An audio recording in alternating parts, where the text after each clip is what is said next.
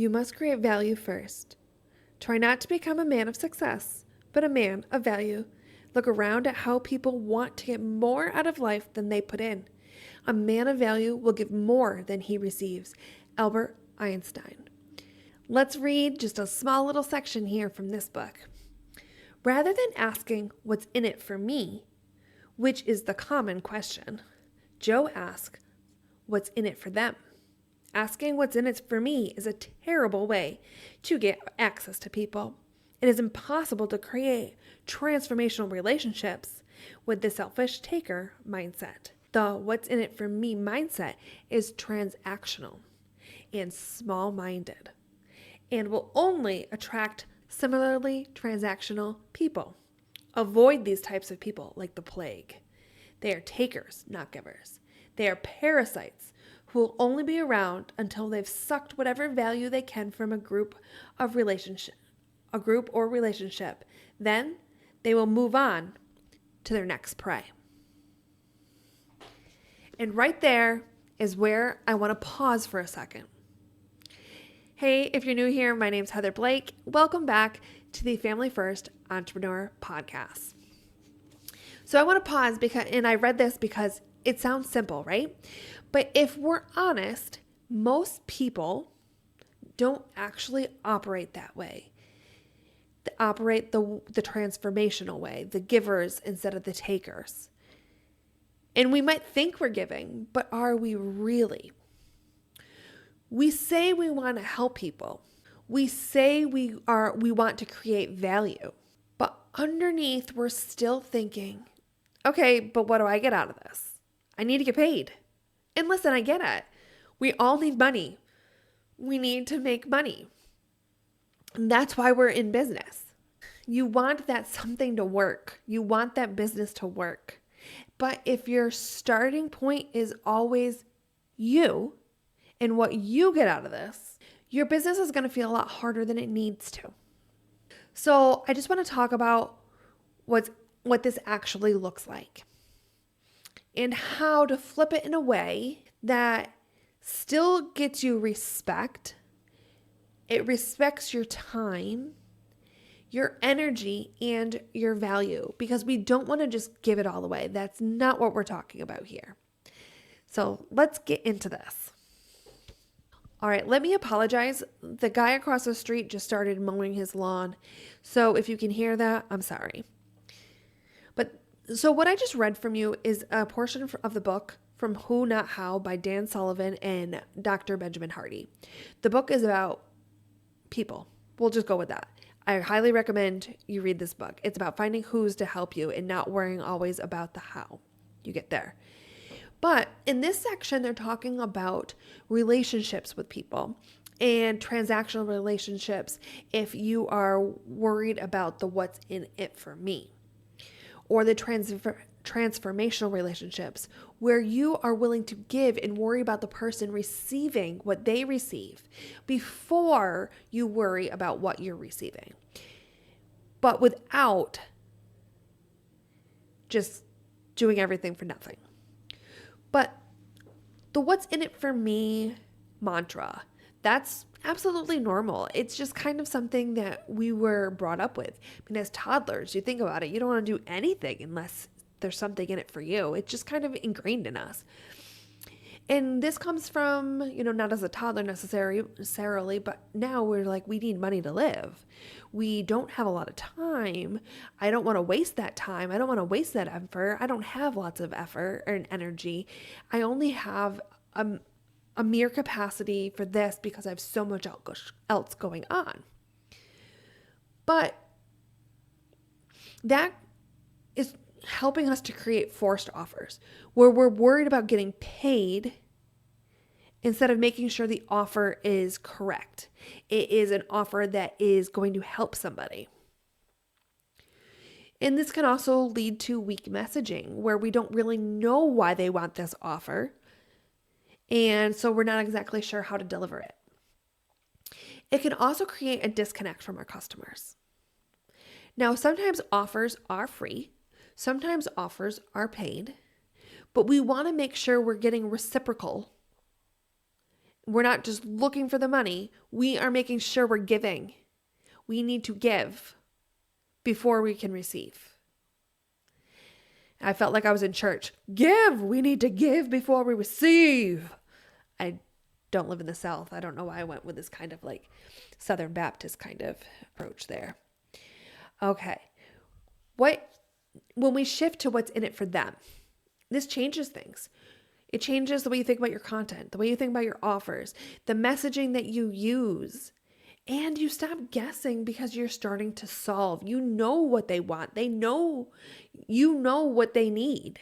So instead of, I want to sell my workbook, I'm thinking, okay, they're overwhelmed. They're stuck. How do I help them feel clearer faster? And I sell my workbook, or I create my workbook with that in mind. They need to fight overwhelm. They need to feel clear. They need to know what their next step is. How do I do that for them? How do I help them get there faster without all the guesswork? And when I create in that frame of mind, my content changes, the offer changes, my messaging sure as hell changes. All right, let's think about this in real life. We're going to use like some examples that you can absolutely relate to. If I invited someone over for dinner and only made food that I liked, that'd be a bit weird, right? I don't build a business off of what I like and what I want. So if I'm going to invite someone over for dinner, I'm going to ask them what types of foods they like. Right? I'm not going to just create for me. I'm just not going to cook for me. I'm going to cook for them. So in business, I'm not going to create what I think and what I want. I'm not the person buying from me. I'm not the person needing the solution from me. I need to be like, okay, what do you need? I have these skills to offer. What do you need? Or I have an idea that will really help you. Do you agree? I want to make sure, though, that you're setting important boundaries. Yes, I want you to give. I want you to provide value. I want you to think about your customer first. But I also want you to not overgive, work for free forever, ignore your own needs. What I'm talking about is starting with them, then structuring so it works for me as well. They need that tool that will help them with the overwhelm, finding the clear path, the step-by-step process. But I do not have the time or the capacity to sit down with each individual person and help them out. I'd love to. Well, maybe not with everybody, because that would get a little intense. But I do not have the time to do that. So I need to find a way that works for me. Sorry. So by putting it into a workbook, that works for me, but I'm still giving them what they want. And in exchange for giving them the value and the clarity and the step-by-step process, I'm asking for a little something in return. But I know I've given them so much value, and I am going to value myself in the relationship. A good business is a win-win, right? We hear that sentence, a win-loss, lose-win, a win-lose, a win-win-win, a lose-lose-win. We want business to be a win-win. They win, we win, no one's sacrificing. I think that's what it is when you think about the relationships that are a struggle. The ones with the simple-minded give and take and take and take models. You start dreading being around that person. They only come to you when they need help. And that's sacrificing a bit of yourself because they need so much from you.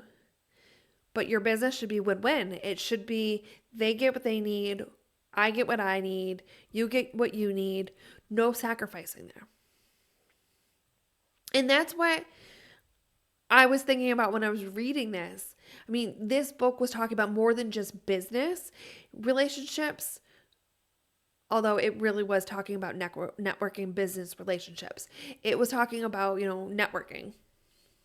Actually, so the Joe that it referred to was the creator of the Genius Network, who, as an example, right after this, was talking with Richard Branson and how he was at this dinner because he donated to Richard Branson's charity. Everyone else that donated was also there, and they're at this table with him, and an itch. And everyone was trying to get something from Richard Branson. He was the only one at the table, Joe, was the only one at the table who wanted to give to Richard Branson. Because he knew that type of relationship was going to be the most beneficial to him. It was going to be the most transformational to both of them. When he could give something to Richard Branson when everyone else just wanted to take, he knew that relationship would be more valuable to both of them. And because Richard Branson saw the value in Joe's ideas and what he brought to him, then he was able to, establish a relationship. Whereas the other people that only wanted transactional information from Richard Branson, they didn't get a relationship. He didn't have time for their take mentality. So this is not just with your customers, this is with other people as well. But I really wanted to talk about this because I really think far too often we default, especially in the beginning of our business, when money might be a little more tight, where we don't have the same freedom of time, same freedom of money that we would like. We are in that mindset, okay, but I just need to make my first dollar. Okay, I just need to get my first sale. And we default to what's in it for me without even realizing it. It's because we kind of feel like we're in this survival mode. And as we get a little more comfortable in our business, we start getting, having more sales. I think we can step away from that easier, but still it's easy to default back to that mentality. And when we default back to that mentality, it becomes harder to sell because we do not know what's in it for them. And I've been thinking about this for a long time. I call it like the 6-second marketing. And the most important thing that you need to market in the first 6 seconds of anything, whether it be a billboard, a YouTube thumbnail. Actually, with YouTube thumbnails and billboards, you have 2 to 4 seconds. But in anything, you have no more than 6 seconds to tell someone why they should care. And if you do not know that person, if you are not invested in what the value is for them, you really don't know why they should care. So you can't tell them and you can't help them with that. So you absolutely need to think about being the giver before you become the receiver. When you are that giver, you have better alignment. You understand what they need. And it really makes sales easier. People feel understood. They're like, oh, she's talking to me. I didn't realize I was feeling that way, but that's exactly what I was feeling.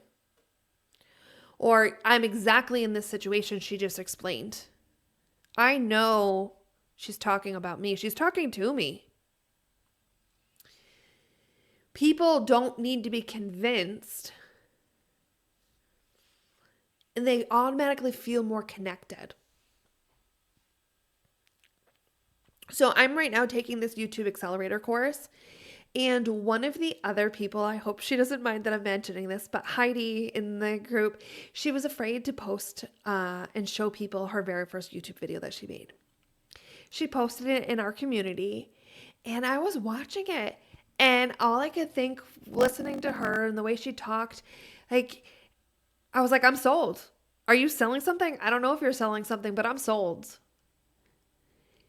just the way she was talking about the way you would feel more connected in that moment. And she was explaining like taking pictures as you do things in your life, not as a checklist, but as a way of observing more. How she observes first the overall picture, then what's in the middle ground, the people that are in motion, whatever's going on.